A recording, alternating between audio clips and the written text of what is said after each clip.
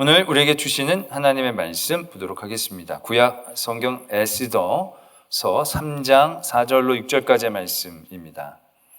구약 753면에 있는 에스더서 3장 4절로 6절까지의 말씀.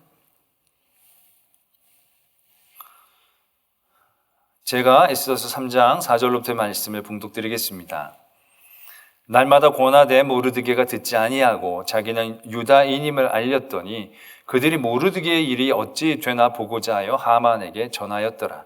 하만이 모르드게가 무릎을 꿇지도 아니하고 절하지도 아니함을 보고 매우 노하더니 그들이 모르드게 민족을 하만에게 알림으로 하만이 모르드게만 죽이는 것이 부족하다고 생각하고 아하스로의 온 나라에 있는 유다인 곧 모르드게 민족을 다 멸하고자 하더라. 아멘. 하나님의 말씀입니다. 6월 한 달 우리 에스더서의 말씀으로 은혜를 나누고자 합니다. 성경에서 민족을 살려한 여인의 이야기를 다루고 있는 그것이 바로 이제 에스더서입니다. 이 에스더서에는 중요한 4명의 인물이 나오게 됩니다. 그래서 6월 한 달 그 인물들을 우리가 다시 한번 바라보면서 하나님이 우리에게 주시는 말씀과 또한 도전들을 얻고자 합니다. 그 중에 오늘은 이제 먼저 모르드게라는 사람의 부분들을 통해서 은혜를 나누고자 합니다. 에스더서는 에스더가 주인공 같이 여겨집니다. 물론 에스더가 그 민족을 구하는 결정적인 일을 하죠. 그러나 에스더서에는 에스더보다는 이 모르드게라는 이름이 훨씬 더 많이 언급이 되어집니다. 그 처음부터 모르드게가 먼저 등장을 하고 그 다음에 마지막까지 등장하는 인물이 결국 모르드게입니다. 10장에서 마지막에 모르드게가 그가 높아져서 그의 민족에게 존경을 받고 그 민족에게 유익을 베푸는 그런 말씀으로 이렇게 마무리가 되고 있습니다. 그래서 어떻게 보면 제목은 에스더이지만 이 에스더를 키우고 또 왕으로 세우는 데까지 많은 역할을 했고 또 그 민족을 위하여 애썼던 이 모르드게의 얘기가 이 에스더서에서도 굉장히 중요한 부분을 차지하고 있다는 것을 보게 됩니다. 그래서 이게 오늘 그 모르드게의 모습을 통해서 우리가 또한 하나님이 우리에게 주시고자 하시는 믿음의 모습은 어떤 것인지 또한 알고 도전을 받고자 합니다. 에스더는 왕후가 되었지만 에스더는 말하자면 포로지에서 태어난 사람입니다. 포로로 끌려온 그런 사람이 세대가 아니고 그 포로 그 지에서 태어난 사람이죠. 그러나 모르드게는 그러지 않습니다. 모르드게는 예루살렘에 살다가 포로로 끌려오게 되어진 사람입니다. 그러니까 그 민족의 아픔, 그런 고통, 고난들을 고스란히 다 담고 있는 그러한 사람이었다라는 얘기죠. 그런 모르드게가 자신의 삼촌의 딸인 이 에스더를 딸처럼 양육하죠.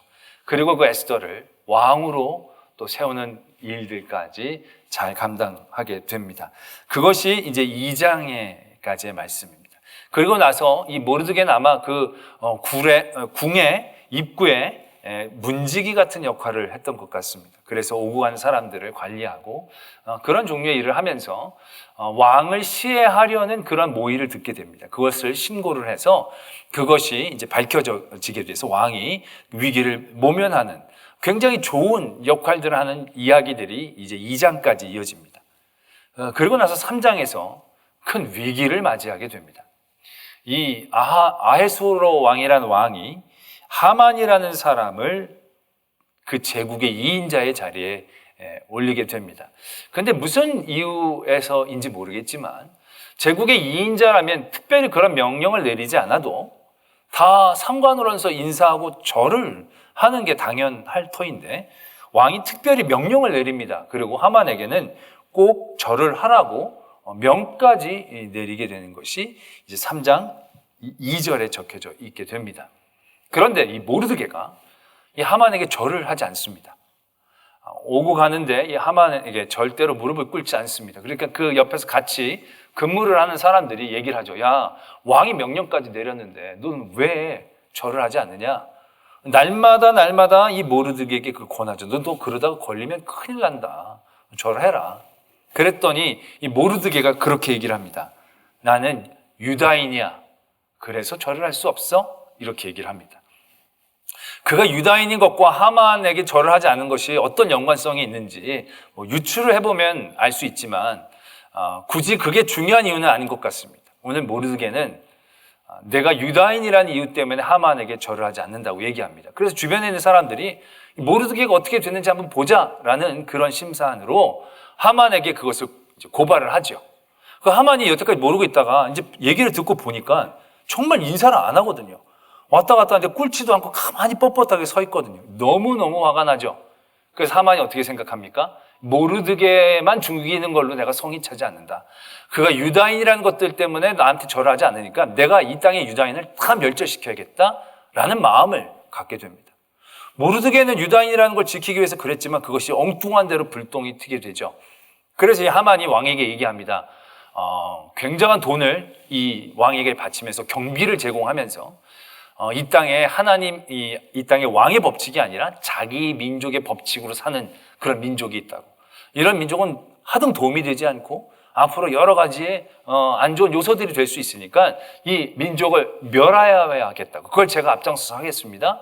이 얘기를 하죠. 왕이 전혀 나쁜 얘기가 아니니까 자기에게 손해될 게 없으니까 그냥 하라고 합니다. 흔쾌히 허락을 하면서 경비까지 되돌려 주죠. 그래서 이 하만이 세운 계획이 뭐냐면 어떤 한 날을 뽑습니다. 그리고 그날 이 유다인들을 어떻게 하든 죄가 되지 않는 그 날을 만드는 거죠. 그 유다인들을 죽이던 뺐던 아무런 문제가 없는 그 한 날을 지정하게 됩니다. 그걸 온 나라의 조서로 반포를 하게 되죠. 이제 이 민족은 큰일 난 겁니다. 이제 이 민족에게 원한이 있든 없든지 간에 이 민족의 것들, 이 유다인의 것들을 무조건 뺏을 수 있는 기회를 얻은 거예요. 이건 원한이 있든 없든 간에 이 물건들을 탐하는 사람들도 충분히 유다인들을 마음대로 할 수 있는 그러한 큰 위기에 그 민족이 처하게 되어지는 그러한 일들을 만나게 됩니다. 우리는 이 대목에서 이 모르드게가 하만에게 절을 하지 않으면서 왜 절을 하지 않느냐고 했더니 내가 유다인이라고 밝힌 그 부분에 우리는 주목해야 한다는 것입니다. 어떻게 보면 이게 어떤 사건하고도 굉장히 닮아 있죠.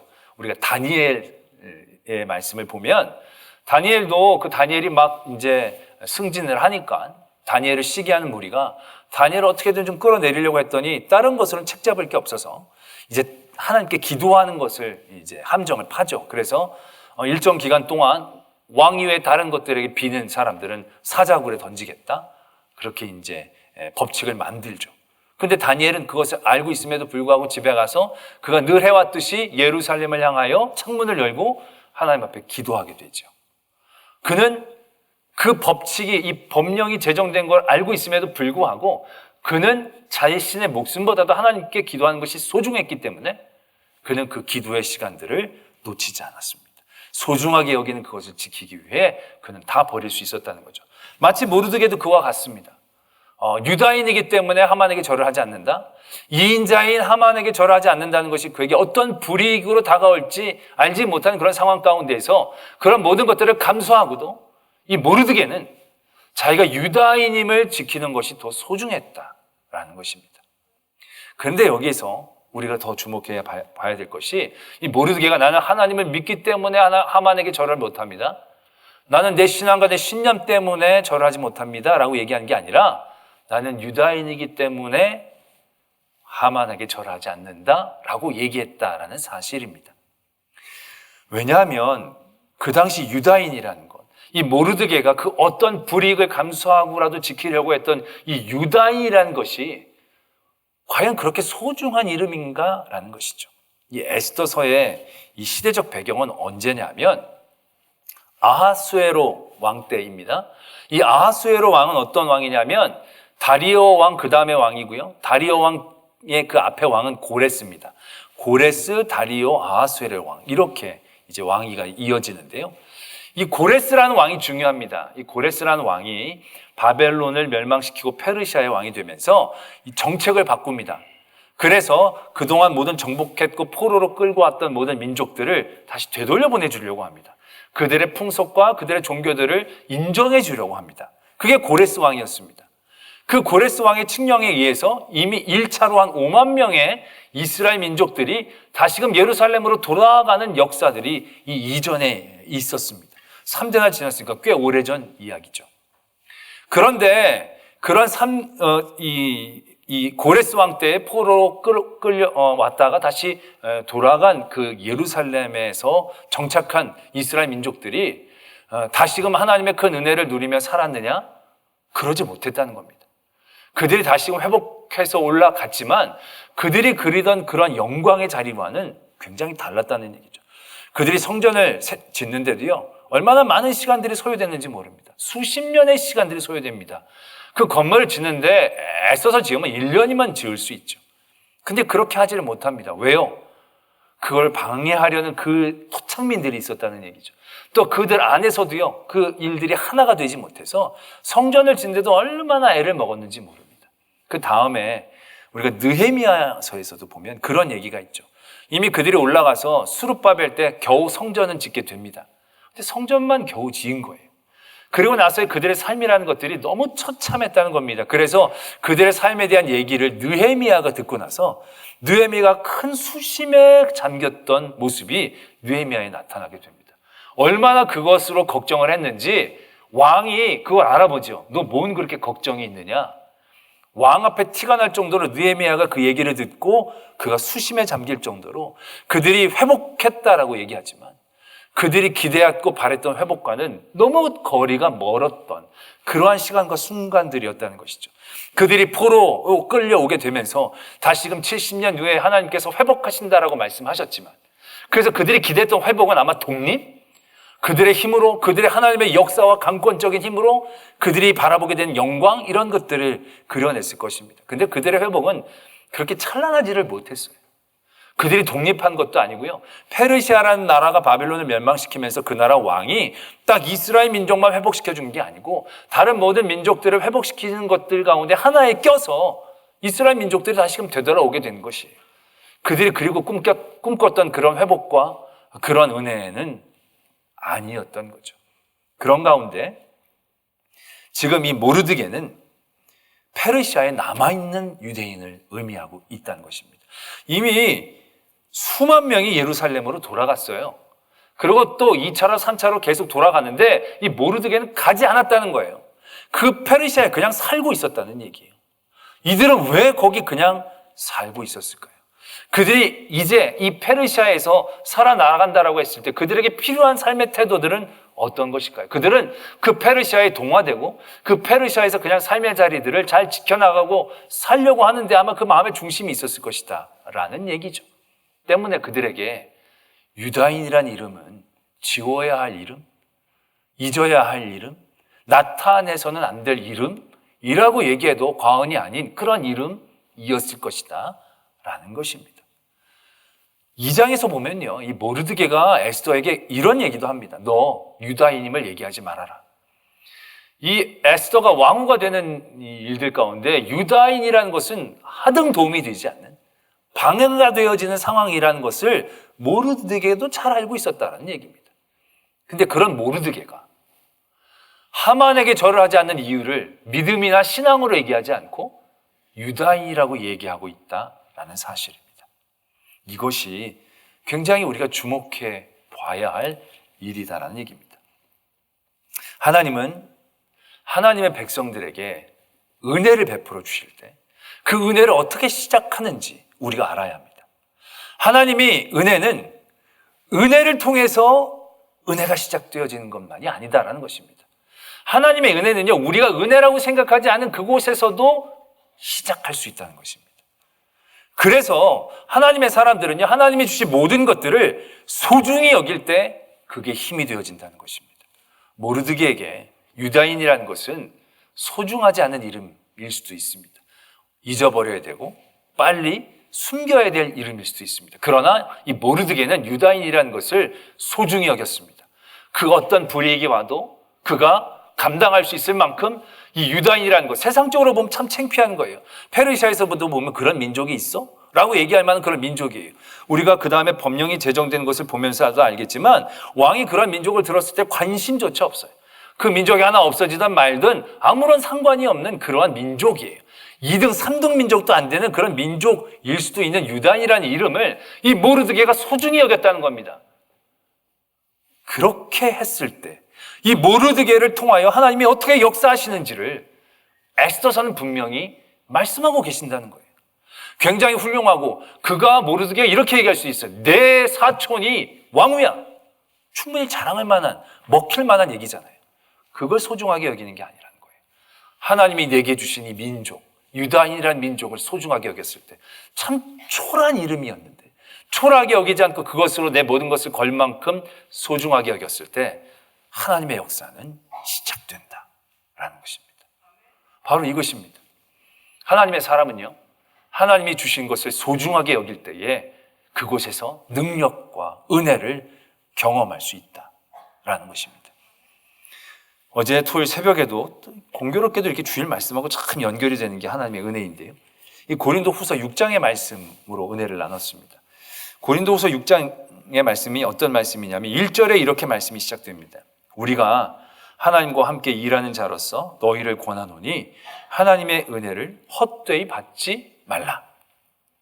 우리 이 말씀을 들으면 하나님의 은혜를 헛되이 받지 말아라. 이제 이런 말씀은 우리가 하나님께서 나에게 물질의 은혜를 주셨으면 이 물질을 쓸데없는 데 쓰지 말고 정말로 하나님이 원하시는 일 가운데 써야 그것이 헛되이 쓰지 않는 그런 종류의 일들로 생각하지요.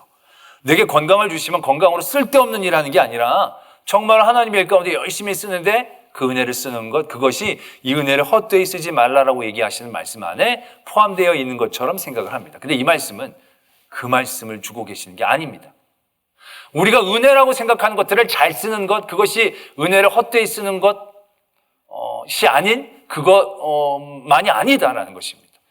말씀이 계속 이렇게 되어지죠. 이르시되 내가 은혜 베풀 때에 너에게 듣고 구원의 날에 너를 도왔다 하셨으니 보라 지금은 은혜 받을 만한 때요 보라 지금은 구원의 날이로다. 우리는 이제 은혜 때, 구원의 때를 이제 바라보고 생각할 때, 이렇게 좋은 환경과 상황들, 이제 은혜 때가 시작이 되겠구나. 먹구름이 몰려오고 하늘이 까마면, 이제 비가 오겠구나. 우리는 이렇게 생각을 합니다. 근데 하나님의 일은요, 그렇게 이루어지지 않습니다. 하나님의 일은요, 해가 쨍쨍 내려지는 맑은 하늘에 순식간에 비가 내리는 그러한 일들과 순서들을 갖고 있는 게 하나님의 역사입니다. 그래서 하나님의 역사는요, 이게 뭐가 기승전결을 우리가 예측할 수 있어서 잘 준비할 수 있는 그런 종류로 나타나지 않기 때문에요. 우리는 늘 깨어 있어야 하는 태도들이 우리에게 필요한 이유가 바로 거기에 있다는 얘기죠. 사람들은 지금 은혜 때가 아니야. 지금 구원받을 수 없어. 지금 이런 상황도 환경들 하나도 좋은 게 아니야. 내가 빨리 잊어버려야 되고 빨리 피해야 되고 도망쳐야 될 그런 일들이야 라고만 생각하는 그 순간 그때에 은혜를 헛되이 받지 말아야 한다는 것이죠. 그것을 소중히 여길 때 그곳에 하나님의 놀라운 은혜가 있다라는 사실들을 아는 것이 성도이다라는 것입니다. 그래서 그 다음에 말씀이 계속 이렇게 되어지죠. 사도 바울이 그러한 많은 하나님의 사역들을 하면서 환난과 궁핍과 고난과 매맞음과 갇힘과 난동과 수고로움과 자지 못함과 먹지 못함 가운데에서 이런 많은 순간들은요, 은혜 때가 아닌 거예요. 은혜가 없는 순간, 빨리 지나가야만 하는 그런 순간들, 내 삶에서 기억하고 싶지 않은 그런 순간들이 될 뿐이에요. 그런데 그러한 가운데에서 깨끗함과 지식과 오래 참음과 자비함과 성령의 감함과 거짓이 없는 사랑, 그것을 얻어낼 수 있음을 말씀은 가르쳐주고 계신다라는 것이죠. 왜요? 그곳이 은혜의 때이기 때문에 그렇다는 거죠. 그 하나님이 주신 모든 상황과 환경들을 내가 하나님이 주신 것으로 소중함으로 받을 때에 그곳에 하나님의 은혜가 있다라는 것입니다. 그런데 우리는 그런 힘들고 어려운 때는 하나님의 은혜가 없는 줄 알고 빨리 지나가기만을 원하고 빨리 도망치기만을 원하죠. 그럼 그게 은혜를 헛되이 받는가라는 것이 된다라는 것입니다. 그 은혜를 누려야 돼, 그 은혜가 헛되이 지나간다라는 것을 의미한다라는 얘기죠. 그 좋은 예가 사도 바울이 빌립보 지역에 전도를 하러 갔을 때의 이야기죠. 원래 빌립보 지역으로 가려는 게 아니었어요. 그런데 하나님께서 꿈에 그의 길을 바꾸시죠. 그래서 유럽으로 그가 방향을 틉니다. 그리고 빌립보 지역에 가서 전도를 합니다. 그런데 하나님이 가라 그래서 왔는데 뭔가 이렇게 막 만사 형통이 되어줘야 되는데 그렇지 않아요. 굉장히 일이 더디고 힘들어요. 유대인들도 많이 없고. 그래서 강가에서부터 예배를 드리기 시작하죠. 그리고 하나님의 말씀을 전하는데 그거에 녹록치 않아요. 귀신 들린 사람이 자꾸 괴롭혀요. 그래서 귀신을 쫓아줬어요. 그랬더니 그것 때문에 모함을 받아가지고 매를 맞고 옥에 갇히게 되어졌어요. 너무 억울하죠. 이게 무슨 일입니까? 이런 상황은 빨리 벗어나야만 할 상황으로 이해될 수 있는 그런 자리입니다. 만약에 그때 사도 바울이 그때를 그렇게 이해를 했더라면, 그래서 지디나서 옥문이 열려서 아이고 감사합니다 그러고 사도 바울이 그냥 도망쳐 버렸더라면, 거기에 은혜를 간구하고 기다렸던 그 간수와 간수의 가족은 그냥 사라지게 되어지는 안타까운 일들이 생겨날 수밖에 없는 그런 상황이 되어지는 거죠.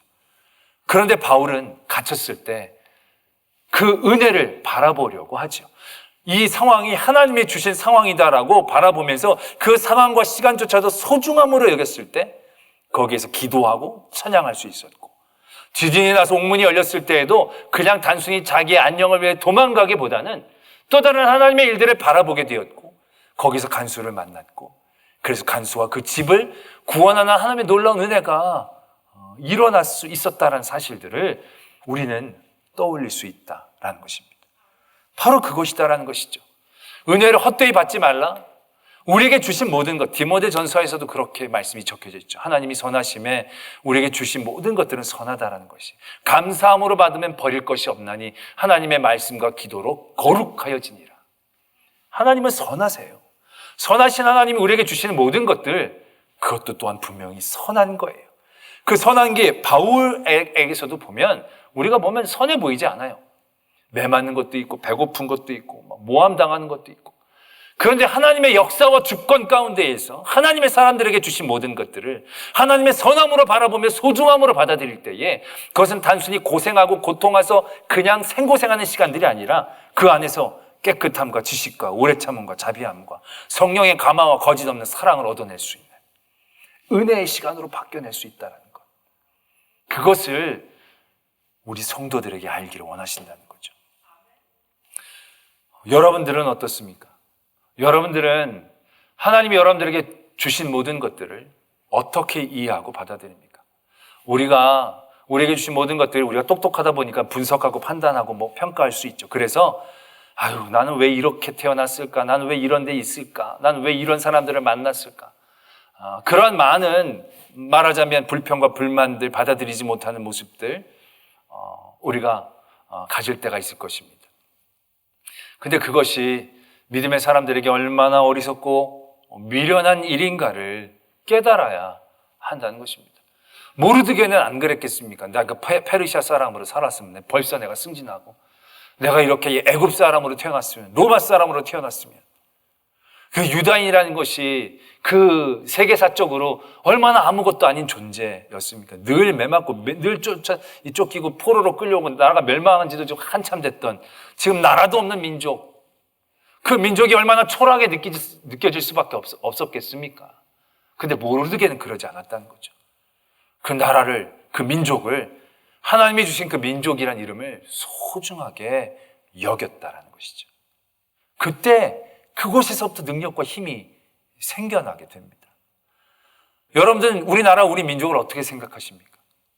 어떤 이들은 우리나라 앞에 헬자를 붙여서 정말 여기 빨리 떠나가야 할 그런 나라처럼 생각하고 말하는 경우들도 적지 않습니다. 난 너무 안타깝습니다. 그래서 떠나가면 어디까지 떠나갈 수 있습니까? 언제까지 떨어낼 수 있습니까? 물론 외국에 나가보면 정말 부러운 나라가 있긴 있어요. 그래서 내가 이런 나라에 태어났으면 얼마나 좋았을까. 근데 그거 생각하면 뭐합니까? 속만 뒤집히지. 그래가지고 그 나라로 이민을 갔다? 그 나라에 산다? 좋다? 아니에요. 이민자는 이민자일 뿐이에요. 그곳에서 태어난 사람과는 다르다는 것입니다. 정말로 그곳에 행복하게 사는 사람들은요, 그곳이 좋아서 가는 것이 아니다라는 것이죠. 자기의 것들을 소중하게 여기는 것에서부터 시작하지 않으면요, 그 어떤 곳에서도요, 자유함을, 능력을 발휘하고 찾기가 쉽지 않다는 것입니다. 정말로 내게 주신 이 나라와 이 민족을 소중하게 여기는 게 얼마나 우리에게 중요한 능력의 시작이고 은혜 받음의 시작인가를 하나님은 알기를 원하신다는 거죠. 우리나라로 생각해 보면 정말 동남아시아 보면 그 고만고만한 나라끼리 모여 있으니까 되게 사이좋게 잘 지낼 것 같아요. 근데 우리는 안 그래요. 우리는 진짜 주변에 뭐 하여튼 주변에 하여튼 그런 나라들만 쫙 있어요. 작지 않은 뭐 하여튼 별난 나라들만 쭉 있다 보니까 맨날 우리는 그 안에서 여기 치이고 저기 치이고 막 그러는 것 같아요. 아우, 왜 이렇게 조그만 내가 중국인으로 태어났으면 막 그런 생각을 해본 적은 없지만 하여튼 그런 약간 불평들이 생겨날 때가 분명히 있는 거죠. 근데 그러한 생각이 우리를 얼마나 연약하게 하는가를 알아야 합니다. 세상에서 어떠한 이름으로, 어떠한 모습으로, 어떠한 환경에서 태어나느냐, 그건 그렇게 중요하지 않습니다. 그것이 하나님이 내게 주신 것이라고 여기며 소중하게 생각할 때 거기서부터 다시 시작할 수 있다는 것이죠. 여러분들 가정을 불평하고 불만하는 분들도 있을 거예요. 그런 불평과 불만은 얼마나 자기 얼굴에다 침을 뱉는 일인지를 아셔야 돼요.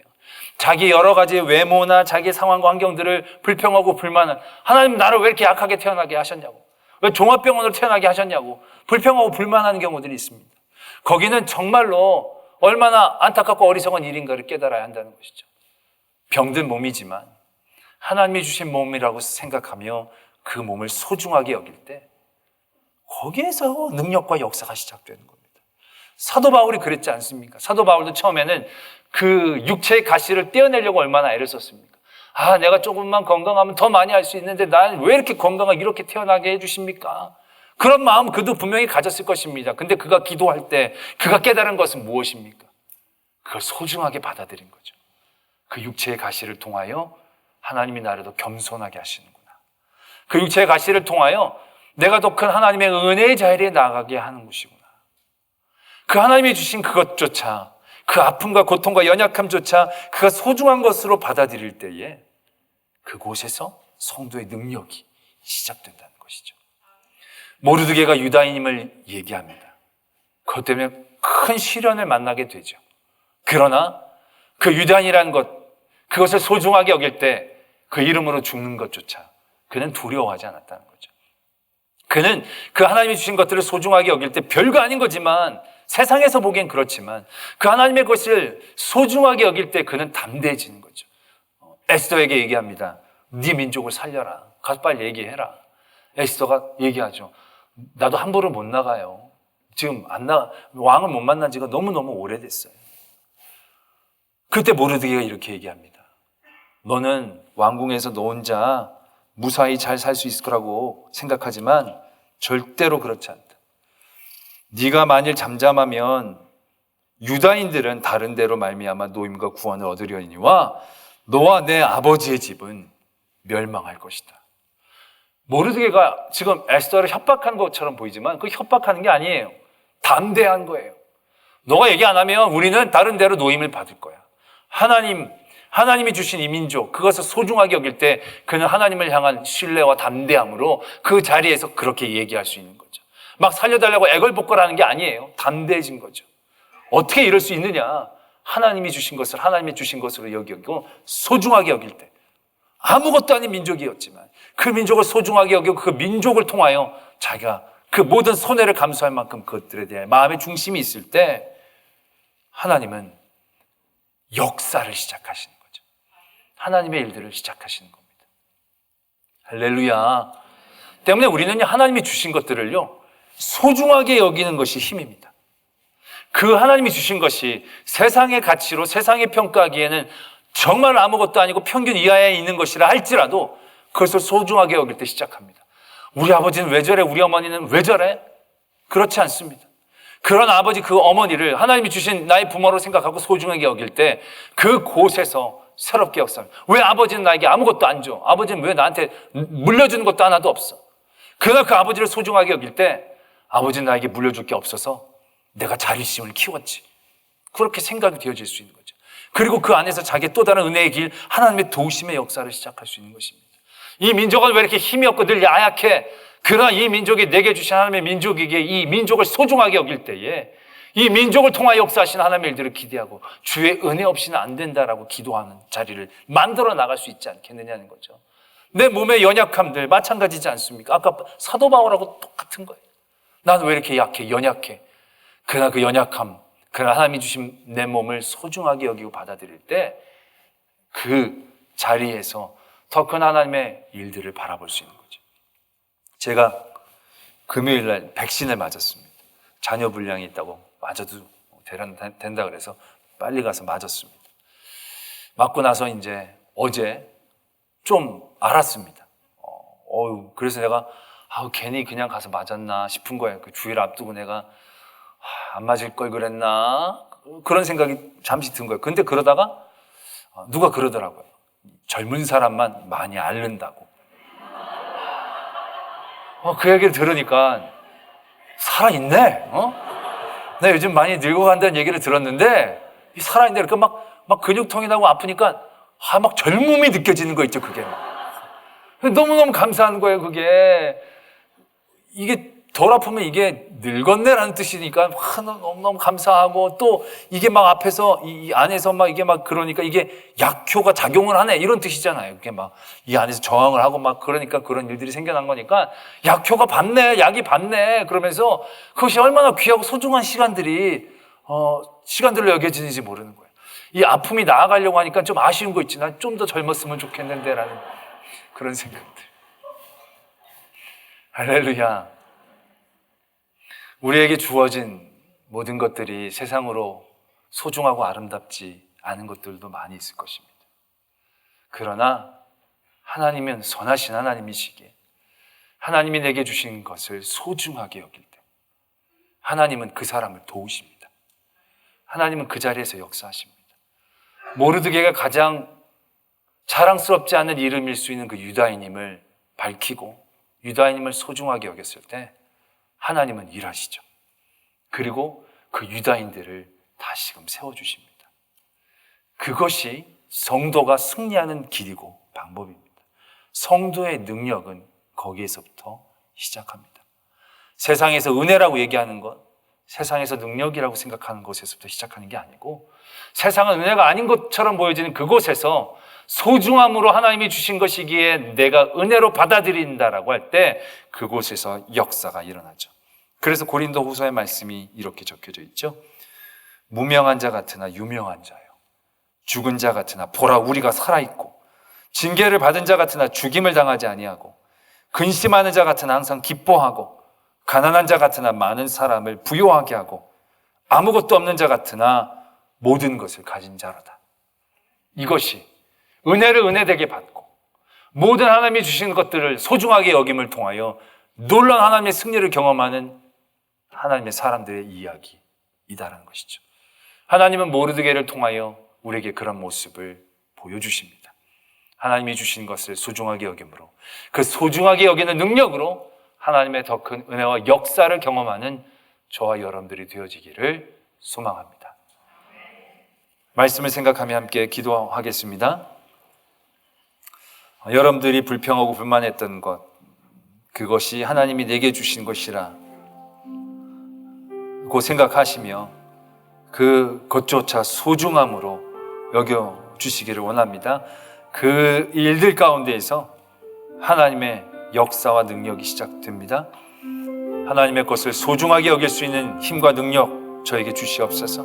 세상의 가치와 평가 가운데 흔들리지 않게 하시고 하나님의 것이기에 소중함으로 받아들이고 사랑하고 섬길 때에 그곳에서 하나님의 진정한 역사를 경험하고 은혜를 경험하는 저희들 되기를 원합니다. 이러한 기도의 제목으로 하나님 앞에 나가겠습니다. 하나님 아버지, 하나님이 주신 이 민족과 이 나라를 사랑합니다. 소중합니다. 하나님 주신 가정을 사랑하고 섬깁니다. 하나님 주신 이 육신의 모든 것들을 소중하게 여깁니다. 이 일들을 통하여 하나님 도우시고 역사하시고 주관하셔서 더 귀한 하나님의 일들을 보게 하여 주시옵소서. 우리에게 주신 것들을 불평과 불만으로 하나님 잊어버리지 않게 하시고 더 큰 은혜와 역사 가운데 나가는 저희들 되게 하여 주시옵소서. 사랑의 하나님 아버지, 하나님이 주신 이 나라와 이 민족을 사랑합니다. 세상에서 보면 굉장히 작고 연약해 보이지만 가장 소중한 나의 나라이기에, 민족이기에 하나님이 주신 나의 나라이기 때문에 사랑하고 소중하게 여깁니다. 우리 소중하게 여기는 이 여김을 통하여 이 땅에 하나님의 긍휼하심 일어나게 하여 주시옵소서. 하나님이 내게 주신 가족을 소중하게 여깁니다. 더욱더 나의 남편, 나의 아내, 나의 부모님, 나의 자녀들 소중하게 여길 때에 그들을 통하여 더 귀한 하나님의 능력이 시작되게 하여 주시옵소서. 우리 교회를 사랑합니다. 소중히 여깁니다. 부족한 많지만 하나님이 내게 주신 교회이기에 사랑으로 이 교회를 품고 나갈 때에 하나님 이 교회를 통하여 역사하시고 주관하여 주시옵소서. 모든 것 감사를 드리오며 예수 그리스도의 이름으로 기도드립니다. 아멘.